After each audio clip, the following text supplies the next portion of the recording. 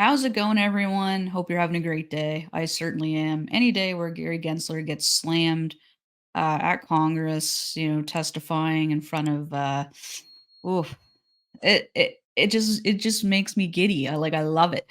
I think Gary is well. If you're just tuning in, Gary Gensler is the chairman of the Security and Exchange Commission in the United States. I know I'm Canadian, but I do pay attention a lot to what's going on in the U.S. And Gary Gensler just drives me nuts. He's just a little weasel. All right. So, anyways, before we get into with the content I have for this video, please remember to hit the like and subscribe button. I super appreciate you guys tuning in. So, I'm going to give you the highlights, my favorite highlights of the day.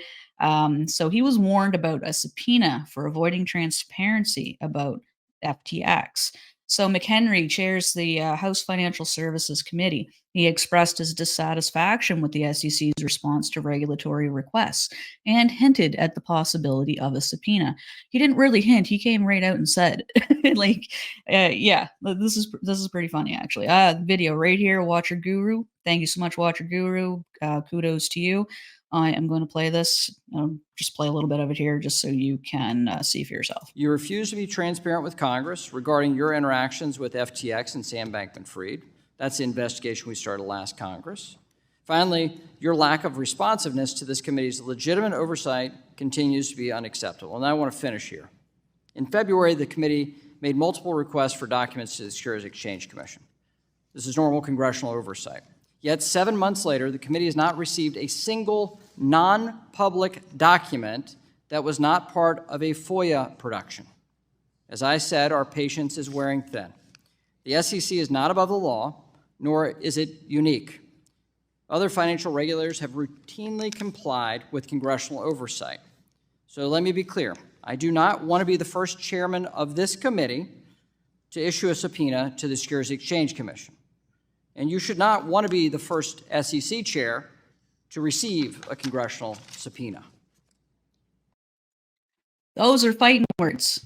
Finally, somebody said it, and yeah, call him out on it. So Gary Gensler met with FTX on numerous occasions, apparently, allegedly, and he's actually supposed to report this. And yeah, so they're wondering what his involvement is in all this. How come FTX wasn't, registered as, under the SEC, basically, as offering securities, etc. And I don't blame them. I mean, and then another congressman goes on to accuse him of stifling innovation. So this video here also courtesy of Watcher Guru.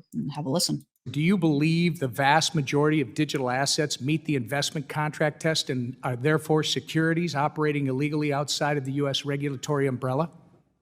As I've said, many of these assets are basically the public is anticipating Sir, is profits that a yes? based on the efforts of others. Is the answer then yes?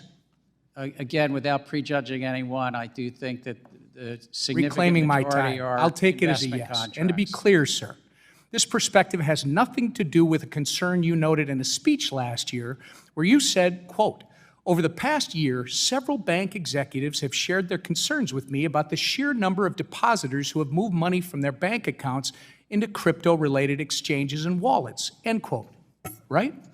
The concern that those bank executives raised was that there's Again, I'm reclaiming my time, customers were sir. getting No, hurt. I've asked you to answer the questions as short as I can so I can use the time I have, and it's clear that you would like to avoid answering the questions, in my opinion. An Obama-appointed judge in the Southern District of New York, a bank-friendly jurisdiction where you bring most of your cases, recently found that decentralized financial technology, quote, "not only removes the so-called middlemen from these transactions, but it also allows users to interact through a variety of methods in an easy and efficient manner," end quote. The court also said underwriters, like the ones at banks where you work, sir, are, quote, precisely the types of individual roles that decentralized exchanges were designed to eliminate, end quote. Mr. Gensler, can you assure this committee that your style of regulation by harassment towards digital asset innovation is to the benefit of every American and not driven by your desires to protect industry incumbents? This is a field that's ripe. Interesting. So he's getting called out for protecting banks and people who have, that his best interest, basically, is what he's calling him out for. So these are my favorite parts. I mean, finally somebody's saying it. I've been watching these hearings, you know, as they occur frequently. There was one there a couple months ago, etc. And yeah, it's interesting. And I don't know how this guy still has a job. He definitely he's got something on somebody or something. I don't know what's going on here, but yeah, if I hear any more good points, I will let you guys know. These are my favorites so far. A big, you know, F you to Gary Gensler. I mean, you just see him trembling. He's just trembling trying to answer questions, and he's like looking for something to like hold and touch. And he's got a water bottle there and some other stuff, and it's like, man, he's nervous because he knows what's coming, and I hope he gets it. All right, that's what I got for you in this video. Thank you guys so much for watching, and you have a great rest of your day. Peace.